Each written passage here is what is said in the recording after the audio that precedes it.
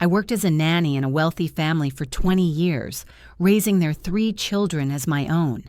The parents were always too busy. When I turned 65, they fired me without severance. But a month later, the eldest son, now grown, came to me and said, "Pack your things." I'm glad you're here with me. Please listen to my story till the end and let me know which city you're listening from. That way I can see how far my story has traveled. 20 years. That's how long I poured my heart into the Preston family, raising their 3 children as if they were my own flesh and blood. My name is Margaret, and at 45 I walked through those mansion doors for the first time. A widow looking for purpose after losing my husband to cancer. I never imagined that job interview would reshape my entire existence. Victoria and Richard Preston were exactly what you'd expect from old money. Polished, distant, perpetually busy with their philanthropic galas and business ventures. "We need someone dependable," Victoria had said, her diamond bracelet catching the light as she gestured vaguely toward the nursery upstairs. "Someone who understands that raising proper children requires dedication." She'd paused, her ice blue eyes assessing me. "Our schedule is demanding. We need you to be there constant." And constant I was. Ethan was 7 when I arrived, already showing signs of his father's serious demeanor. Maya was 4, a whirlwind of questions and laughter. Baby Thomas, barely 6 months old, still learning to focus his dark eyes on faces. I became their everything. The one who kissed, scraped knees, attended every school play Victoria was too busy to make, stayed up through nightmares and teenage heartbreaks. While their parents drifted through the house like elegant ghosts, I was the anchor. The children never called me Margaret. It was always Maggie. Ethan would bound down the stairs each morning, already dressed in his school uniform, shouting, "Maggie, did you make the banana pancakes?" Maya would crawl into my lap during thunderstorms, her small fingers clutching my cardigan. Thomas learned to walk holding my hands, his first word an attempt at my name that came out as Mag. I lived in the West Wing apartment, a comfortable space that became my sanctuary. My own children were grown with families of their own, living across the country. The Prestons became my daily life, my purpose. I told myself I was lucky. The salary was generous, the children were gifts, and I was needed. Isn't that what everyone wants? To be truly needed. But looking back now, I can see the warning signs I chose to ignore. It started small. When Ethan graduated high school, Victoria commented offhandedly, "I suppose we'll need to discuss your arrangement soon, Margaret. The children are growing up." I laughed it off, assuming she meant adjusting my duties as they aged. When Maya left for college 3 years later, Richard mentioned, "Quite an investment, these children. 20 years of private schools, tutors, summer programs. Soon they'll be independent." I should have heard what he wasn't saying. Thomas, my baby, my sweet Thomas, who still hugged me goodbye even as a teenager, finally left for university last spring. The house felt cavernous without them. I'd walk past Maya's room with its walls still covered in her art projects, past Thomas's collection of soccer trophies, past Ethan's childhood bookshelf that he'd begged me to keep intact. "Those books are memories, Maggie," he'd said during his last visit. "Don't let them throw anything away." Why would they throw anything away? This was home. My 65th birthday arrived on a Tuesday in September. I expected a small acknowledgement. The Prestons weren't sentimental, but they'd always given me a card, a bonus. Instead, Victoria called me into Richard's study. The room smelled of leather and old money, dark wood panels absorbing what little warmth the afternoon sun provided. They sat together on the burgundy sofa, a united front. Victoria's posture was perfect as always, her champagne-colored suit pressed and pristine. Richard stood by the window, hands in his pockets, unable to meet my eyes. "Margaret, please sit," Victoria began, gesturing to the chair across from them. Not the sofa, the chair. The distance felt intentional. My heart started its slow, sickening descent before she even continued. "We've been discussing our future plans, and with all 3 children now away at university, we feel it's time to simplify our household." Her voice was steady, almost kind, which somehow made it worse. "We're terminating your employment, effective immediately. You have 2 weeks to vacate the apartment." The words hit like physical blows. I don't understand. After 20 years. "You've been well compensated," Richard interrupted, finally turning from the window. His face was a mask of polite indifference. "We're grateful for your service, naturally, but we no longer require a full-time nanny. The children are adults now." Service. As if 2 decades of loving their children was equivalent to mowing lawns or delivering mail. "What about a severance package?" My voice sounded small, foreign. "After 20 years, surely there's—" "Your contract didn't stipulate severance," Victoria said, producing a folder from the side table. "You signed it yourself in 2005. No severance clause. You were provided housing, salary, benefits. Everything was proper." Proper, legal, cold. How do you process betrayal when it comes wrapped in civility? The apartment I found was a 1-bedroom in a neighborhood 40 minutes from the Preston estate. The kind of place where paint peeled near the ceiling and the heating rattled all night.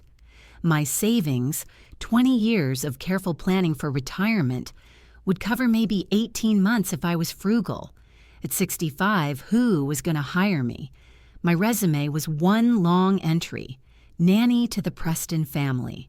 I spent the first week in a fog, unpacking boxes in slow motion, each item a reminder of what I'd lost. The children's drawings I'd saved, birthday cards signed, "Love Ethan, Maya, and Thomas," the ceramic handprint Maya had made me when she was 6. I arranged them on the narrow bookshelf and felt the weight of my foolishness. I'd built my entire life around children who weren't mine, in a house that was never home. My daughter Jennifer called from Oregon, her voice tight with anger when I told her what happened. "Mom, you should sue them. 20 years and no severance? That's unconscionable." "I signed a contract, honey. They did everything legally." "Legal doesn't mean right." She paused, and I heard her kids laughing in the background, the sounds of a life I'd observed from a distance while raising someone else's children. "Come stay with us. We have room." But I couldn't. Not yet. Running away felt like admitting defeat, like those 20 years meant nothing. I needed to understand something first. Why now? Why this cruelty after everything I'd given? The answer came during my second week of unemployment, when I couldn't sleep and found myself scrolling through social media at 2 a.m. Victoria had posted photos from a charity gala. She and Richard smiling beside their children, all 3 dressed in formal wear. The caption read, "So proud of our 3 amazing kids. They've grown into such wonderful adults." Blessed family, atas are proud parents. Our 3 amazing kids. She'd posted 17 photos. I wasn't in a single one. 20 years erased with hashtags. I stared at Ethan's face in the photos. Now 27, with his father's sharp jawline and his mother's cool composure. Maya at 24, radiant in a green gown. Thomas at 21, still with that crooked smile I'd loved since he was a baby. They looked happy. They looked like strangers. Had they known? Had Victoria and Richard warned them, "We're letting Margaret go"? Or did they find out after, maybe during a casual phone call? "Oh, by the way, we fired the nanny." The rage hit me then, sudden and clarifying. I wasn't just angry about the money, though God knows I needed it. I was angry about the erasure, the casual dismissal of 2 decades of love. I'd been there for every milestone those children hit, while Victoria attended board meetings and Richard traveled for business. I'd been the one Maya called crying from college when her first relationship ended. I'd been the one Ethan texted photos of his law school acceptance letters. I'd been the constant Victoria had asked for, and now I was simply gone. If they wanted to erase me, they'd pick the wrong person to underestimate. I started making lists, not the scattered, emotional kind, but methodical plans. First, I needed information. 20 years in that house meant I knew things, had access to things. I'd filed documents, organized their home office, received deliveries. I'd been trusted with everything because I was invisible, just the help. What did I actually know? I knew Richard's business had struggled 5 years ago. I'd overheard enough arguments between him and Victoria about liquidity issues. I knew Victoria had convinced her mother to revise her will before the old woman died, cutting out Victoria's sister entirely. I'd served tea during that particular conversation, watching Victoria's theatrical tears as she convinced her mother that her sister was only after the money. I knew the children had trust funds, administered by Victoria until they turned 25. Ethan had already accessed his. Maya would get hers in a few months. I knew Victoria and Richard had refinanced the house twice. But knowing wasn't enough. I needed proof, leverage, something to make them acknowledge what they'd done. Not just to me, to their own children, whom they'd kept at arm's length for years while I provided all the actual parenting. My phone rang at 11 o'clock on a Thursday night nearly a month after I'd left. Unknown number. I almost didn't answer. Maggie, my breath caught. Ethan, I need to see you. His voice was strained, unusual for him. Ethan never sounded uncertain. Can I come over tomorrow? I have something to tell you and it can't wait. Of course, sweetheart. Is everything... Just be ready to pack a bag. He hung up before I could ask what that meant. I sat in my dark apartment, phone clutched in my hand, my heart hammering against my ribs. After weeks of silence from all 3 children, suddenly this. A call in the night, urgency in his voice, cryptic instructions. What had Ethan discovered? Ethan arrived at 9 in the morning, driving a black Mercedes I didn't recognize, newer than the one his parents had bought him for law school graduation. He'd always been the serious one, the child who analyzed before acting. And standing in my doorway in his tailored suit, he looked every inch the attorney he'd become. But his eyes told a different story. They were red-rimmed, exhausted. "Can I come in?" he asked. And there was something in his voice that reminded me of the 7-year-old boy who'd asked permission to sit in my lap after his first bad day at school. I gestured him inside, suddenly self-conscious of my modest apartment. He didn't seem to notice, just moved directly to my small kitchen table and set down a leather briefcase. "Maggie, I need you to sit down. What I'm about to tell you is going to be difficult." My stomach clenched. "Are you sick? Is Maya okay? Thomas?" "We're fine. Physically." He rubbed his face, looking older than his 27 years. "But I need to ask you something first. When my parents fired you, did they mention why they did it so abruptly? Why they couldn't wait even a few more months?" "They said they didn't need a nanny anymore, that I was expensive to keep on." Ethan laughed, a bitter sound. "Right, expensive." He opened the briefcase and pulled out a thick folder. 3 weeks ago, I was at the house for dinner. Mother had too much wine. You know how she gets, all loose and chatty. She started talking about finally being able to liquidate the West Wing apartment, about how much money it would bring in if they converted it to a rental property or sold that portion of the house. The West Wing apartment, my home for 20 years. They planned this for months, Maggie. They waited until Thomas left for college because they knew I'd object. They timed it specifically to coincide with some investment opportunity Richard's been chasing. He pushed the folder toward me. "I'm an attorney now. I work in estate planning and contracts. And when I heard Mother talk about you that way, like you were just an inconvenient expense to eliminate, I started digging." My hands shook as I opened the folder. Inside were printouts of financial documents, emails, contracts. "Your original employment contract from 2005, Ethan said, pointing to the first document. "Standard nanny agreement. But here's what you didn't know. In most states, long-term household employees are entitled to certain protections. You worked for them for 20 years. No written warnings, no performance issues, sudden termination at retirement age. They said it was legal. It's legally gray, which is different." He pulled out another document. "But that's not even the worst part. Look at this." It was an email from Victoria to Richard, dated 6 months ago. The subject line read, "Re-Margaret situation. Richard, we need to handle the nanny matter before Ethan gets too involved in family finances. He's been asking questions about household expenses. If he discovers what we've been doing with the children's trust distributions, he'll insist on an audit. Better to remove her now while we still have control. She's been useful, but she's also seen too much. Once she's gone, we can restructure everything cleanly." I read it 3 times, my brain struggling to process the words. What does she mean? What we've been doing with the trust distributions? Ethan's jaw tightened. "My trust fund was supposed to be $500,000 when I turned 25. I got $320,000. They told me there were administrative fees and management costs over the years. I believed them." He pulled out more documents. "But I started investigating.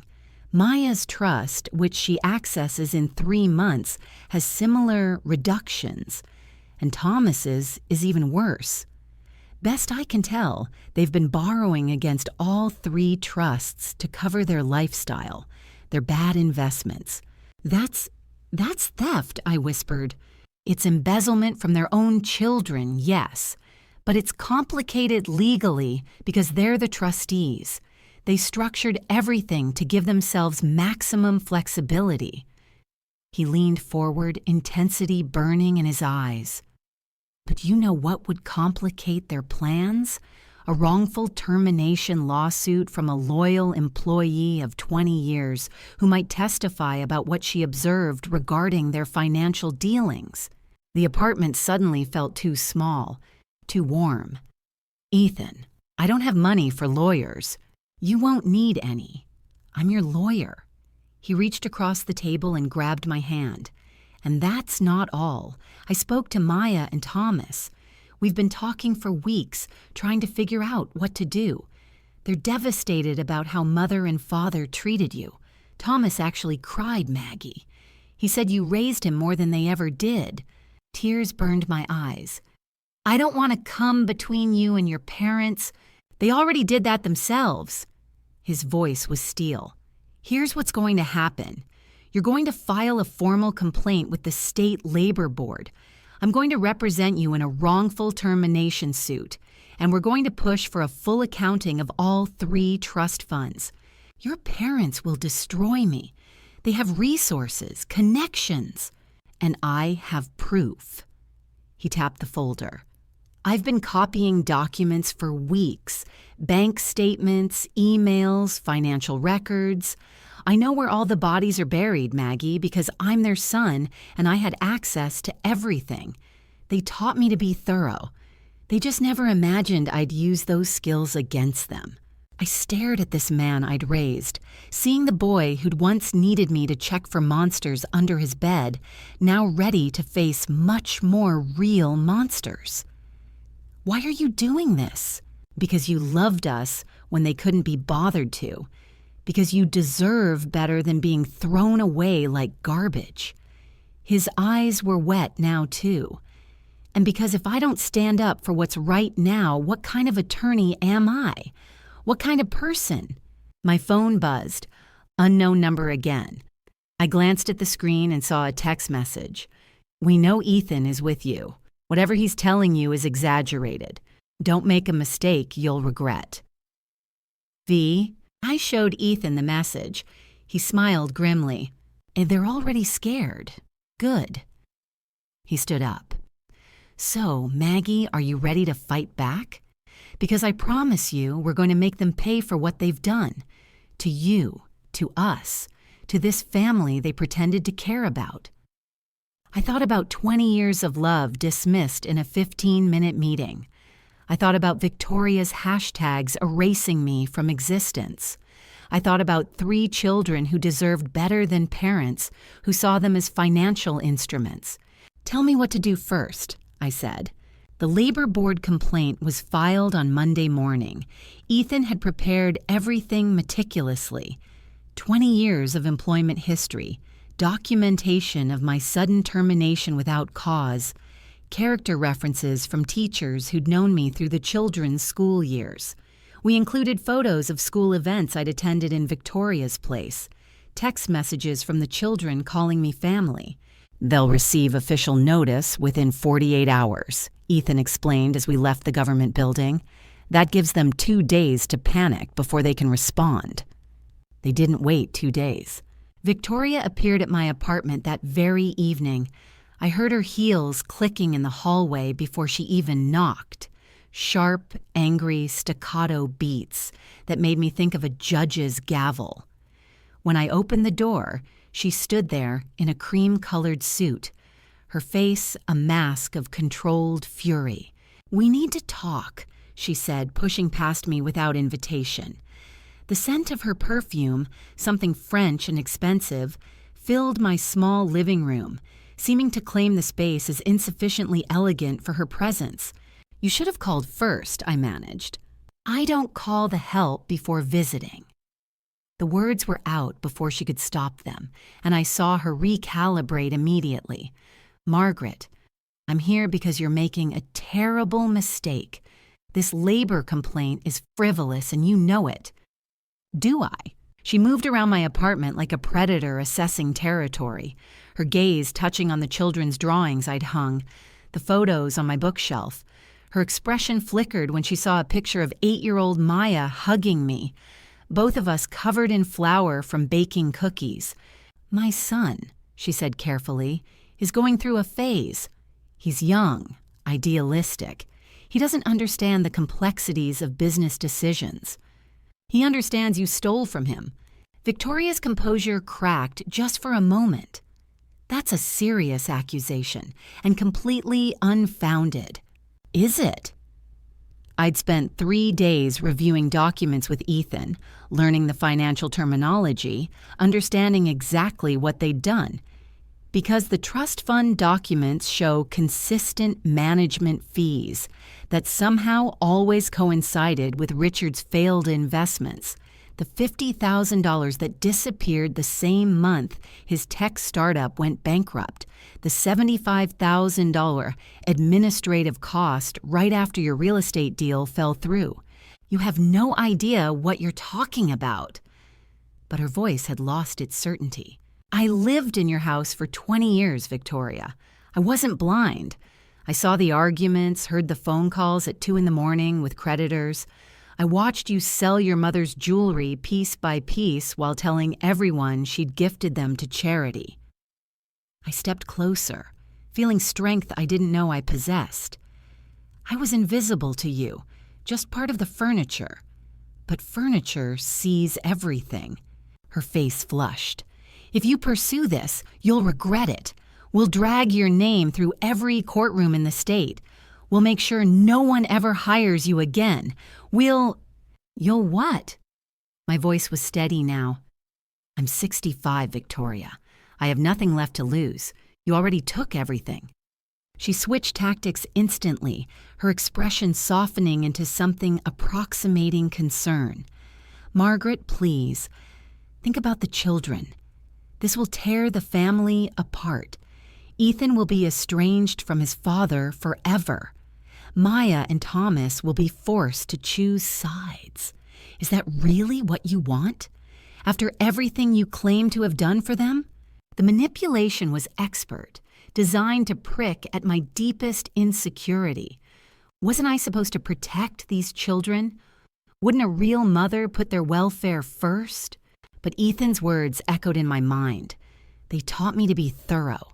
They just never imagined I'd use those skills against them. The family is already torn apart, I said quietly.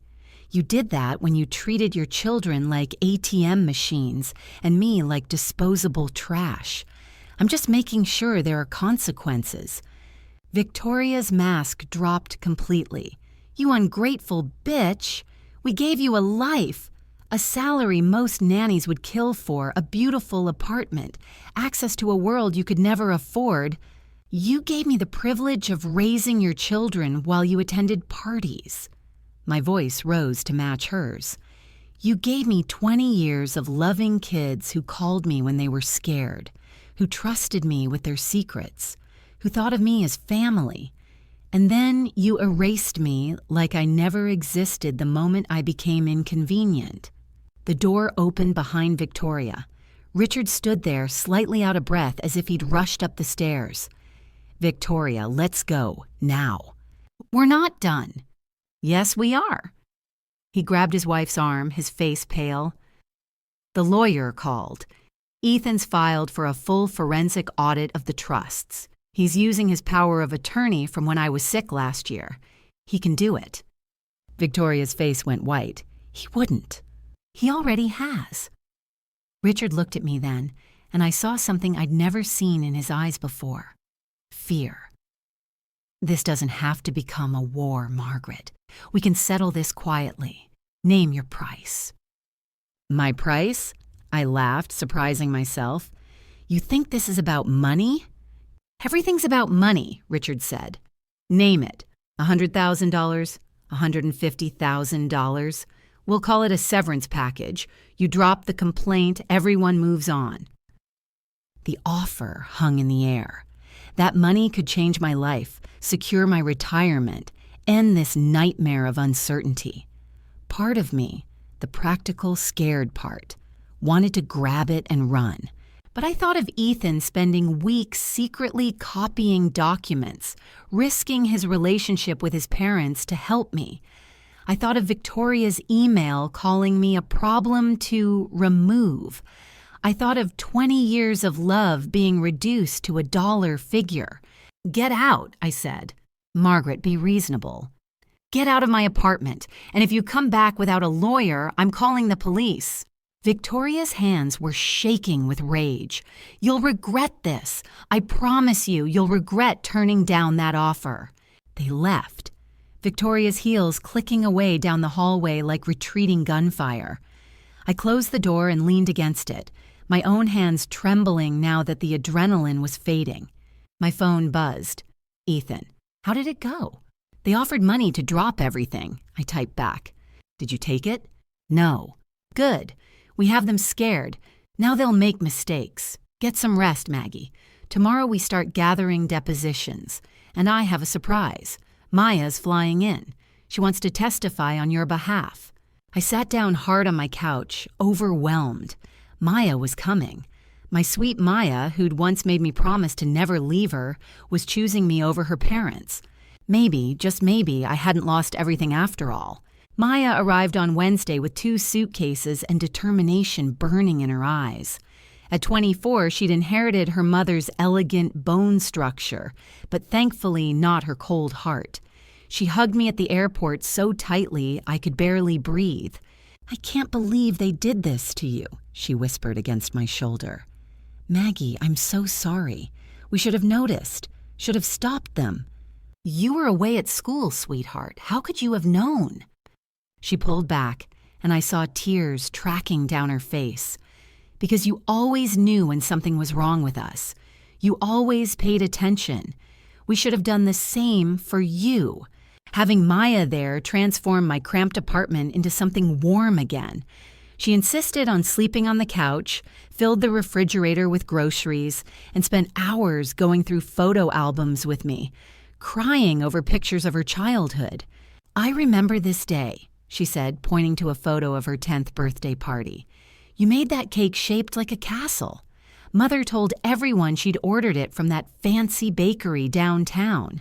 I never corrected her, but I knew the truth. You stayed up until 2 in the morning making those sugar towers. Your mother wanted people to think she was perfect, but you were the one who actually loved us. Maya closed the album carefully. Ethan told me about the trust funds, about what they've been doing. I'm sorry you have to deal with this. Stop apologizing for them. Her voice was firm, so much like Ethan's. I accessed my trust last month right after my 25th birthday. I got $285,000 instead of the $500,000 grandmother left me. When I asked Mother about the discrepancy, she said there were investment losses and management expenses. She made me feel stupid for questioning it. That's what they do. They make you doubt yourself. Not anymore. Maya squeezed my hand. I'm testifying at the labor board hearing, and I'm demanding a full accounting of my trust. Ethan's got a forensic accountant lined up. Whatever they've done, we're going to prove it. The labor board hearing was scheduled for 3 weeks away. Ethan spent every evening at my apartment preparing my testimony, coaching me on what to expect. Thomas called from college daily, furious that he couldn't fly home to help. I have midterms, but I'm there in spirit, Maggie, he said during one call. And I'm writing a statement about how they were never there for us. Every school play, every soccer game, every award ceremony, it was always you. The board needs to hear that. For the first time since being fired, I didn't feel alone. But Victoria and Richard weren't finished trying to break me. The call came on a Saturday morning from a number I didn't recognize. When I answered, a smooth male voice said, Ms. Margaret, this is James Chen from Preston Family Holdings. I'm the family's financial advisor. I'd like to discuss a settlement proposal with you. I'm represented by counsel. You should talk to Ethan Preston. This is a separate matter, not related to the labor complaint. The Prestons would like to make a charitable donation in your name, $250,000 to the Children's Hospital Foundation of your choice. They're also prepared to write you a personal check for $200,000 as a gift. No strings attached. They simply want to acknowledge your years of service. $450,000. More money than I'd saved in my entire life. What's the catch? I asked. No catch. However, they would appreciate if you'd consider submitting a statement to the labor board indicating that the complaint was filed in a moment of emotion and that you feel the matter has been resolved amicably. His voice remained pleasant, professional. They're not asking you to lie, simply to acknowledge that perhaps things were said in anger that don't reflect the true nature of your relationship. It was brilliant, really. The money wasn't a direct payoff. It was structured as gifts and charity. The statement wouldn't be a retraction, just a softening. I could take the money, end the stress, and Victoria and Richard could claim they'd resolved things generously. I need to think about it, I said. Of course. I'll email you the formal proposal. Take your time. I showed the email to Maya and Ethan that evening. Maya read it and immediately threw her phone across the room. They're trying to buy you off again. It's smart, Ethan said grudgingly. If you take it, they can paint the labor complaint as a misunderstanding between employer and employee that was resolved amicably. It undermines everything we're building. But it's so much money, I said quietly. I could retire comfortably. I wouldn't have to worry. Is that what this is about? Maya's voice was sharp. Money? Maya, don't, Ethan warned. No, she needs to hear this. Maggie, if you take their money, what are you teaching us? That rich people can treat others like garbage as long as they pay enough? That loyalty and love mean nothing compared to a big check? Her eyes were blazing. You taught me to stand up for what's right. You told me that when I was being bullied in 7th grade, remember? You said, Maya, you teach people how to treat you. Were those just words? It's not that simple. It is exactly that simple. She knelt in front of me, taking my hands. They're counting on you being scared and broke. They're counting on you forgetting that this isn't about money. It's about them acknowledging what they did was wrong. If you take this settlement, they win. They get to rewrite history again, make themselves look generous while erasing their cruelty. I looked at Ethan. What do you think I should do? I think it's your choice. I'll support you either way. He paused. But I'll say this. I've been documenting their financial irregularities for weeks now. The forensic accountant found evidence that they've taken over $400,000 from the 3 trust funds combined. If we push forward, we can force them to repay it all, plus penalties. That money belongs to you kids, not them. But more than that, he continued, if you drop this now, they'll know they can buy their way out of consequences. And the next person they hurt won't have children willing to fight for them. I thought about the labor board complaint sitting in some government office, about the other nannies and housekeepers and assistants who'd been dismissed without thought, who didn't have an Ethan or Maya to stand up for them. My phone rang. James Chen again. I answered on speakerphone. Mr. Chen, please inform Victoria and Richard that I decline their generous offer. My complaint stands. There was a pause. Ms. Margaret, I urge you to reconsider. This is an extremely fair... It's an attempt to silence me. Tell them no amount of money will make me forget that they threw me away after 20 years. Tell them their children are worth more than their bank accounts, and tell them I'll see them at the hearing. I hung up. Maya started crying and hugging me. Ethan smiled, something fierce and proud in his expression. They're going to come at you harder now, he warned. This was their nice try. Next time won't be pleasant. Let them come, I said, surprised by my own certainty. I'm not alone anymore. And for the first time since this nightmare began, I truly believe that. They came together this time, arriving at my apartment on a Thursday evening without warning. I'd been cooking dinner, pasta, something simple, when the knock came. Through the peephole, I saw them both. Victoria in a dove-gray dress that probably cost more than my monthly rent. Richard in business casual attire meant to look approachable. Maya was at Ethan's apartment working on her deposition. I was alone. I opened the door but left the chain latched. You need to call before visiting. Margaret, please. Victoria's voice was warm, almost motherly. Can we come in? Just to talk. No lawyers, no agenda. We need to clear the air. Every instinct screamed not to let them in, but curiosity won. I wanted to see what game they'd play this time. I unlatched the chain. They entered carefully, Victoria's eyes scanning my apartment with barely concealed disdain. She settled on my worn couch as if afraid it might contaminate her dress. Richard remained standing, hands in pockets, trying to look casual and failing. We owe you an apology, Victoria began. Richard and I have been talking, really talking, and we've realized we handled your termination poorly. You deserved better after everything you've done for our family. It was so smooth, so practiced. I wondered how long they'd rehearsed this scene. We were stressed about finances, Richard added. The business has been difficult lately and we made decisions hastily, but that's no excuse for how we treated you. I sat in my armchair saying nothing, watching them perform. Victoria leaned forward, her expression carefully crafted into sincerity. You've always been important to us, Margaret. More than an employee, part of the family, truly. We want to make this right. How? I asked simply.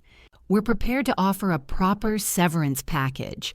6 months' salary, which I think you'll agree is generous. We'll write you a glowing recommendation letter, and we'll publicly acknowledge your years of service at the Children's Foundation Gala next month. A special recognition, your name on a plaque in the children's wing. It was an impressive offer, designed to appeal to my ego, my financial fears, my desire for acknowledgement. A month ago, I might have taken it. And in return, I asked, you dropped the labor complaint. You make a statement that we've resolved things amicably. And Victoria's voice hardened slightly. You encourage Ethan to cease his audit of the trust funds. Tell him you've forgiven us and you want the family to move forward in peace. There it was, the real agenda. You want me to convince your son to stop investigating your theft, I said flatly. Richard's jaw tightened. That's a harsh characterization. Is it inaccurate? The trust funds are a family matter, Victoria interjected. Ethan is young and doesn't understand the complexities of estate management. Those discrepancies he's found have perfectly reasonable explanations. Then explain them to the forensic accountant. Victoria's mask slipped.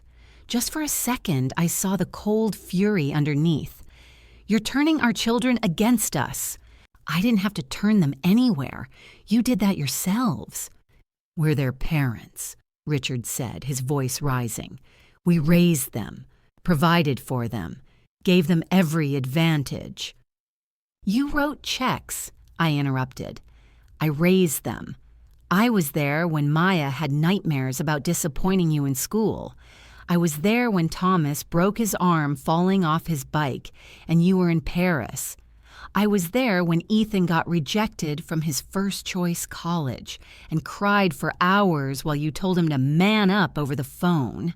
That's not fair, Victoria started. Fair? I laughed. You want to talk about fair? You stole from your own children's trust funds. You fired me after 20 years without a penny of severance. You tried to erase me from family history like I never existed.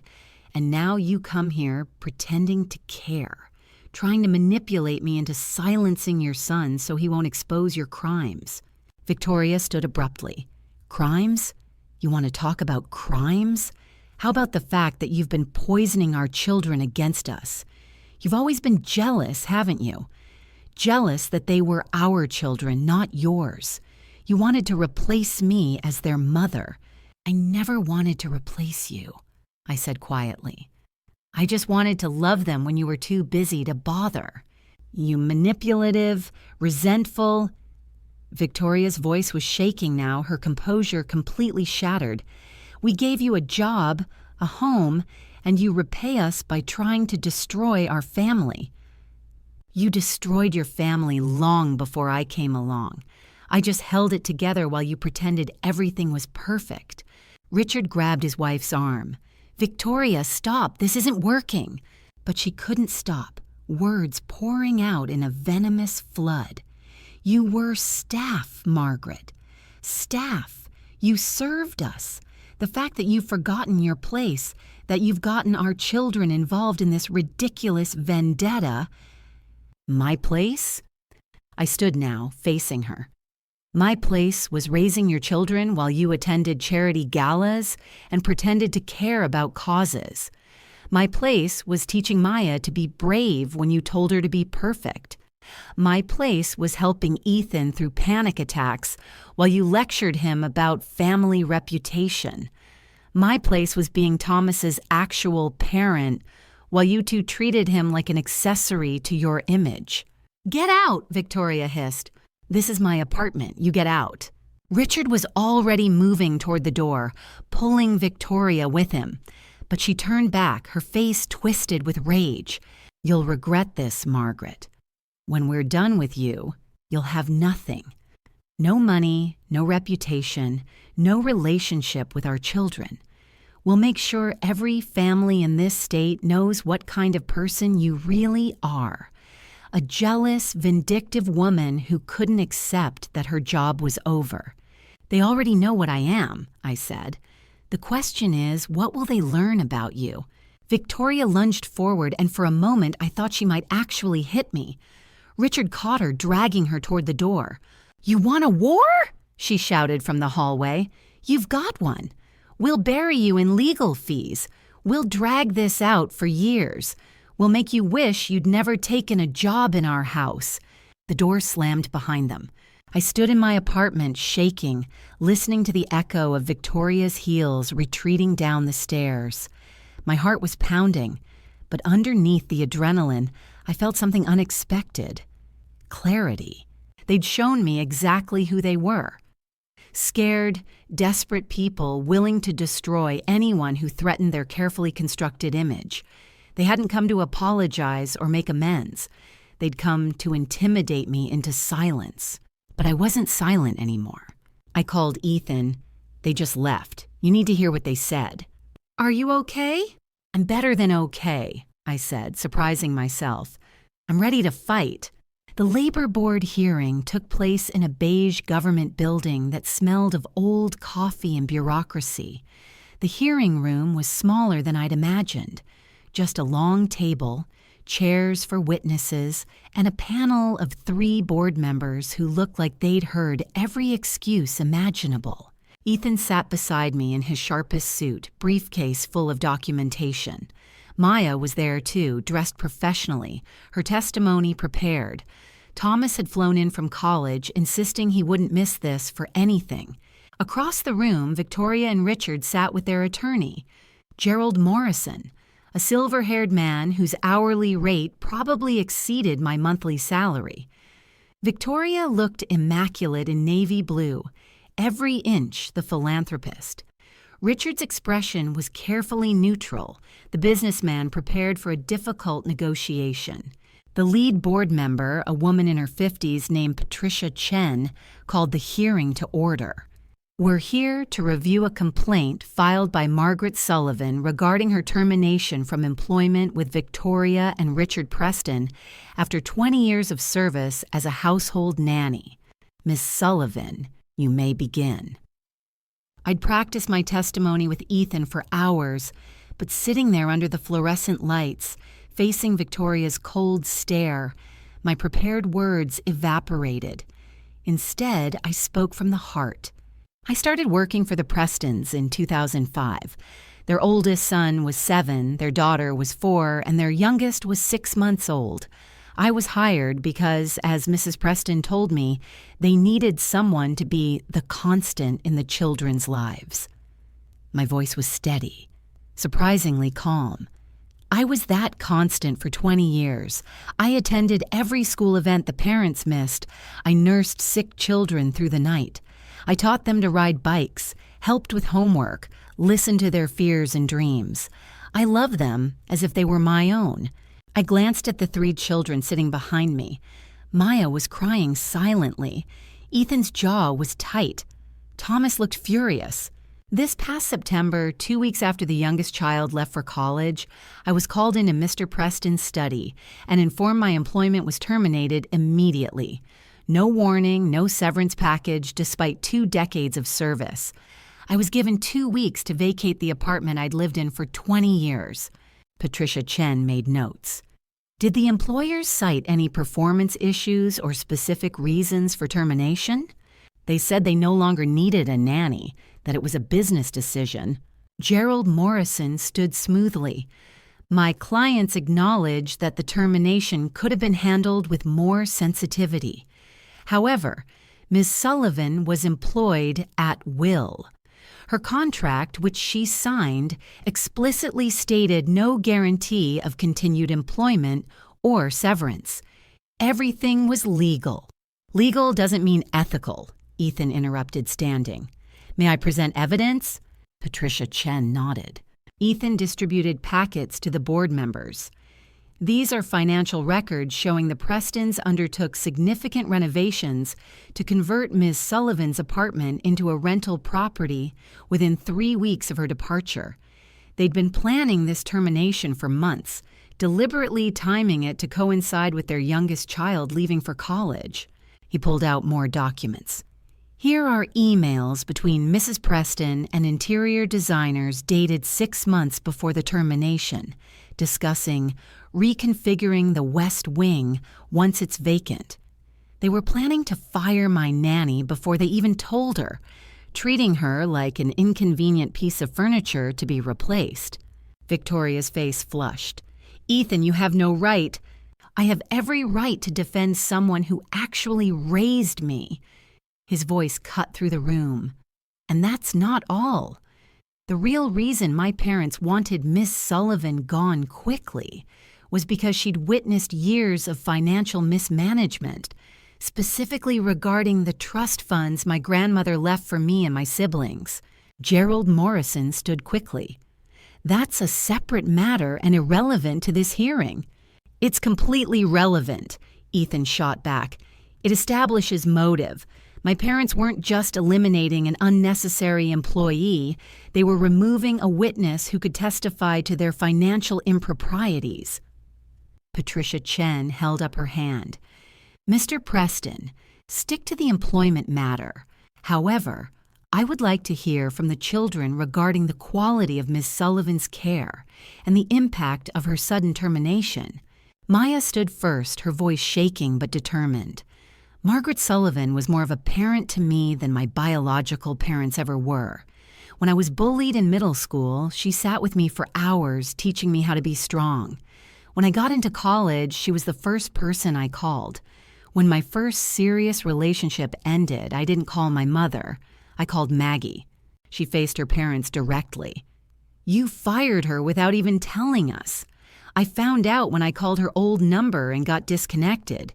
Do you know how that felt? Like someone I loved had died, except I wasn't allowed to grieve because you'd erased her like she never mattered. Thomas spoke next, his young face tight with emotion. I broke my arm when I was 9. Dad was in Singapore. Mom was at some gala. Maggie sat with me in the emergency room all night. She's the one who taught me to tie my shoes, to swim, to face my fears. She showed up to every single one of my soccer games. Mom and Dad came to maybe 5 total in 12 years. He pulled out his phone. I have 3 years of text messages here where Maggie helped me through school stress, friend problems, everything. My parents? He laughed bitterly. I have text messages from them asking if I need money and reminding me about family appearances. That's it. Victoria stood, her composure cracking. This is ridiculous. We're being painted as villains for making a business decision about our household staff. You want to talk about business decisions? Ethan pulled out another document.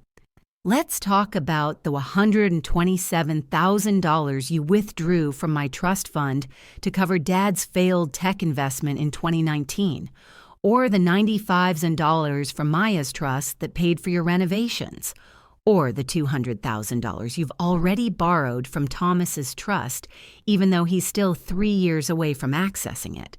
The room went silent. Gerald Morrison's face had gone pale. My clients were not informed that this hearing would involve allegations of... Your clients fired Ms. Sullivan specifically because she knew too much, Ethan said coldly. The financial audit is ongoing. But the forensic accountant has already found evidence of systematic misappropriation of trust assets. Richard finally spoke, his voice tight. We had legal authority to manage those trusts. You had fiduciary duty to manage them responsibly, not to loot them for personal expenses. Ethan faced his father. You taught me that the law exists to protect people from abuse of power. You just never thought I'd use that lesson against you. Patricia Chen looked at the other board members. I think we have enough to make a determination. Mr. and Mrs. Preston, your treatment of Ms. Sullivan shows a callous disregard for a long-term employee. While your employment contract may have been technically legal, your behavior demonstrates bad faith termination. She looked directly at Victoria and Richard. You timed this termination deliberately to coincide with renovations planned months in advance. You offered no transition assistance despite 20 years of service, and based on the evidence presented, you had ulterior motives for removing Ms. Sullivan quickly from your household. This board finds in favor of Ms. Sullivan. You will pay her 6 months' salary as severance, plus legal fees. Additionally, we're referring this matter to the State Attorney General's office for review of potential financial improprieties regarding the trust funds. Victoria's face went white. Richard grabbed the table edge as if his legs might give out. The hearing was over. I'd won. The weeks following the hearing moved with the inexorable force of justice finally enacted. The state attorney general's office opened a formal investigation into the Preston trust funds within 48 hours. The forensic accountant Ethan had hired delivered a comprehensive report documenting over $470,000 in questionable withdrawals across all 3 trusts. Victoria and Richard's attorney called requesting a meeting. We met in a conference room downtown, me, Ethan, Maya, Thomas, and our legal team on one side, the Prestons, Gerald Morrison, and a crisis management consultant on the other. Victoria looked like she'd aged a decade, her usual polish replaced by exhaustion. Richard couldn't meet anyone's eyes. My clients wish to settle this matter, Morrison began. They're prepared to make the following offer: full restitution of all trust fund amounts questioned, plus accrued interest. They'll pay Ms. Sullivan 1 year's salary as severance, plus moving expenses and a formal letter of apology. Not enough, Ethan said flatly. Morrison's eyebrows rose. I think you'll find that's an extremely generous...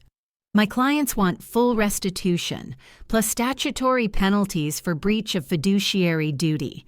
That's triple damages under state law. They want 2 years' salary for Ms. Sullivan, plus benefits.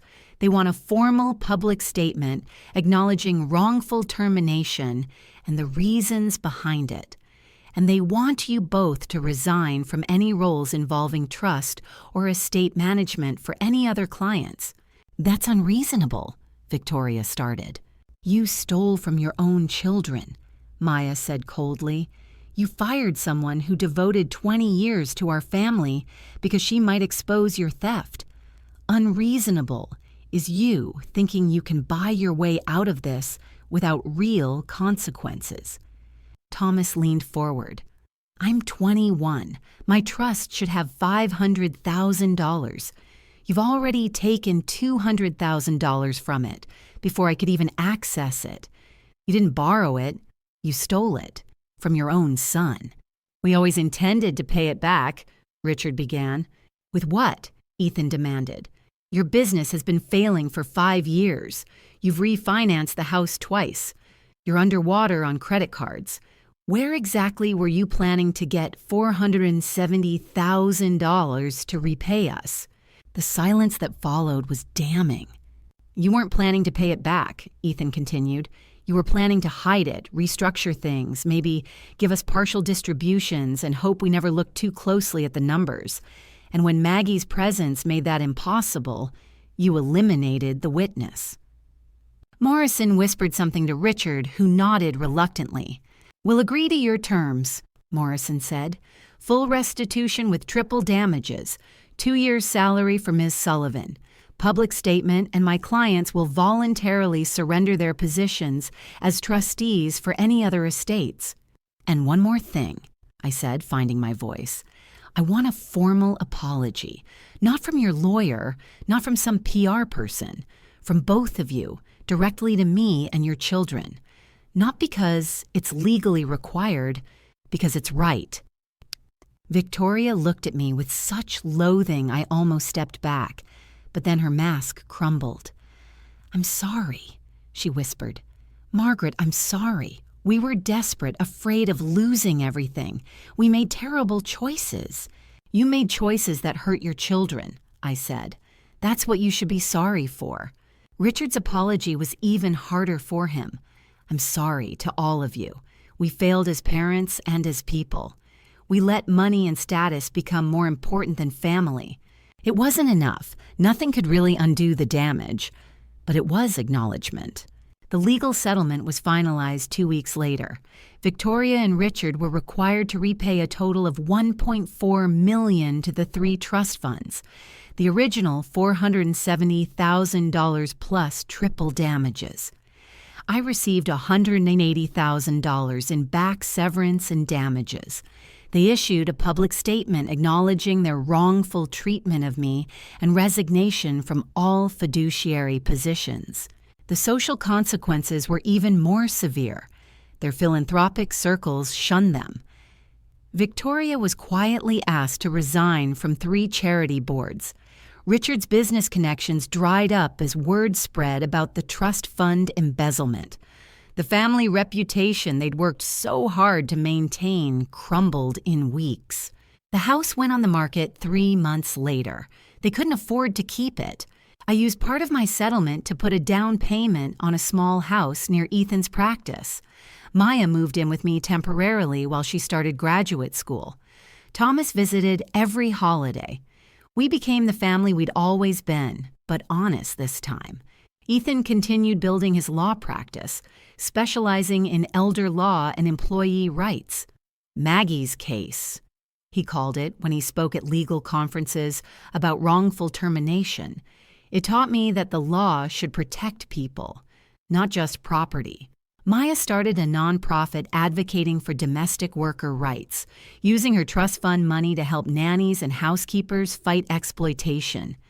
Maggie's Foundation, she named it despite my protests. Thomas chose psychology as his major, determined to understand family dynamics and help people heal from parental neglect. Victoria and Richard moved to a modest condo across town. I heard through mutual acquaintances that they were in therapy, trying to rebuild relationships with their children. It was slow going. Trust once destroyed takes years to reconstruct. I didn't hate them, I realized one day. I pitied them.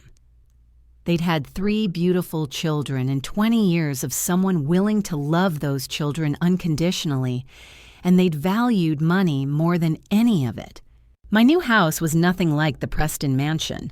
No grand staircases or marble floors, no West Wing apartments or sprawling gardens. It was a 3-bedroom ranch-style home in a neighborhood where children played in the street and neighbors knew each other's names. I'd never been happier. Maya's bedroom was painted sage green at her request, filled with her art supplies and graduate school textbooks. The guest room stayed ready for Thomas's visits and Ethan's occasional need for a quiet workspace away from his demanding practice. The kitchen was mine, finally truly mine, with a table where we gathered for dinners that ran late into the evening, laughing and talking the way families should. Remember when Mom told me I needed to maintain my figure for the country club crowd? Maya said one night over pasta. I was 16 and already developing an eating disorder. Maggie's the one who taught me that my body was mine, not an accessory to their image. She taught me it was okay to cry, Thomas added. He was visiting for Thanksgiving break, looking healthier than I'd seen him in years. Dad always said emotions were weaknesses. Maggie showed me that feeling things deeply is actually strength. Ethan raised his wine glass. To Maggie, who taught us what real parenting looks like. I blinked back tears.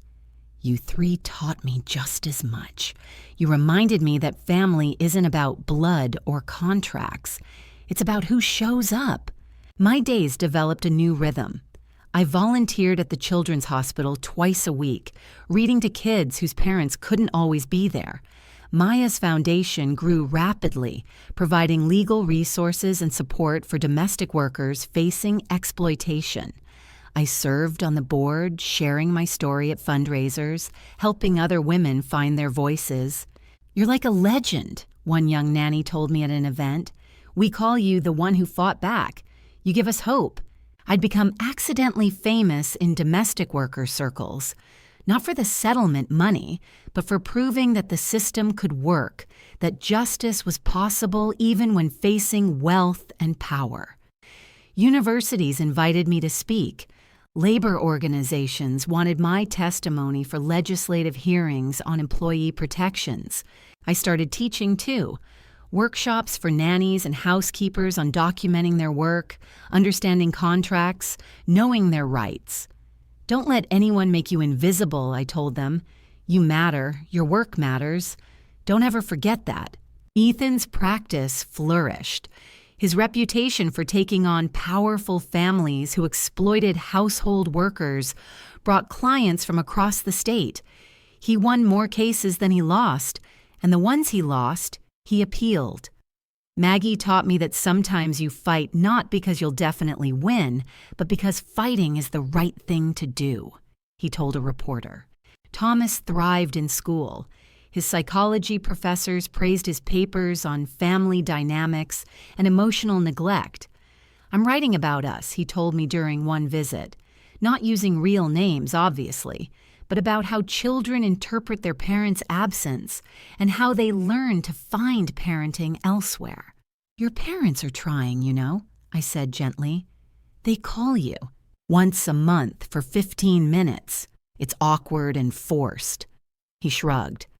Maybe someday we'll have a real relationship, but right now I'm okay with having you, Ethan, and Maya as my family. You're enough. Maya's graduate work focused on wealth inequality and domestic labor exploitation. Her thesis became a published paper that made waves in academic circles. She presented at conferences, her confidence and passion commanding rooms full of scholars. "This is for you, Maggie," she'd say before each presentation. "You made this possible."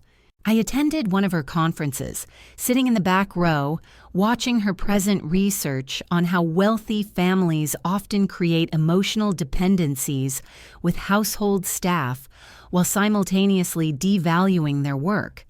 She spoke about the Preston case, anonymized but clearly referencing her own family, as a case study in how power dynamics corrupt even familial relationships. In the question period, someone asked, "Do you think the employers in your case study will ever fully understand the damage they caused?" Maya paused, considering. "I think they understand intellectually. They've apologized. They've paid restitution.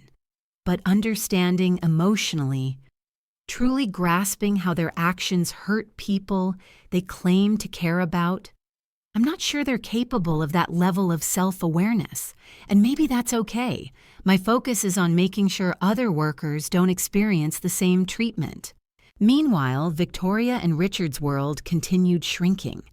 Their condo was a far cry from the mansion, 2 bedrooms, a view of a parking lot, furniture from the estate sale they'd held to raise funds.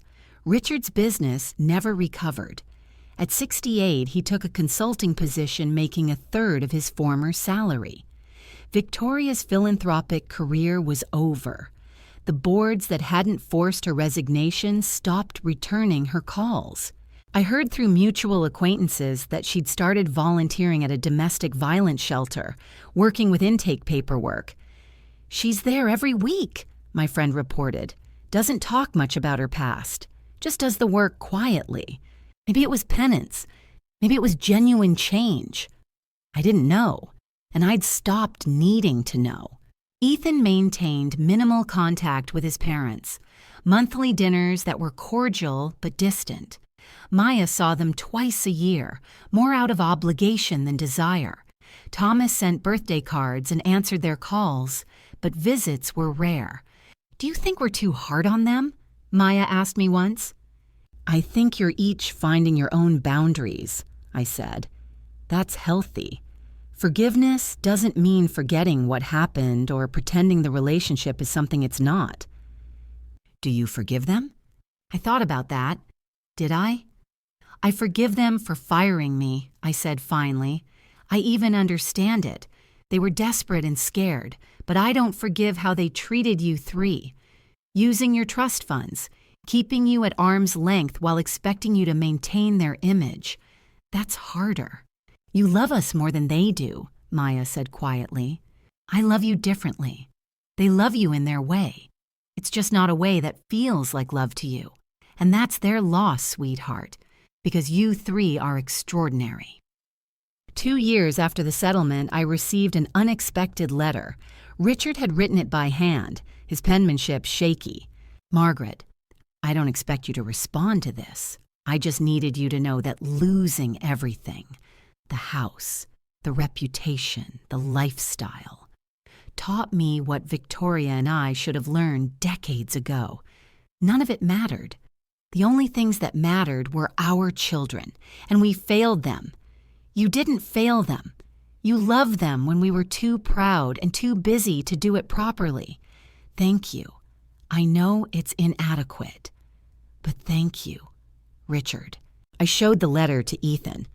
What do you think? I think it's too late for him to be the father he should have been, but maybe it's not too late for him to be a better person. He folded the letter carefully. Do you want to respond? No. Some things don't need responses.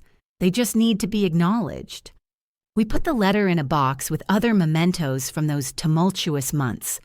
The labor board decision, the settlement agreement, newspaper articles about the case. Someday, perhaps, it would be a reminder of how we'd all survived and rebuilt. For now, it was enough to live in my small house, cook dinners for my chosen family, and know that justice had been served. So, here's my question for you. What would you have done? Would you have taken that first settlement offer and walked away? Would you have fought back, even knowing the cost? Would you have forgiven them? I fought because I had 3 incredible people willing to stand beside me, because I realized that my story mattered, not just for me, but for every invisible worker who's been dismissed and discarded. If my story resonated with you, please leave a comment about your own experiences. Subscribe to hear more stories of ordinary people fighting extraordinary battles. And remember, you're never as powerless as someone wants you to believe. Thank you for listening.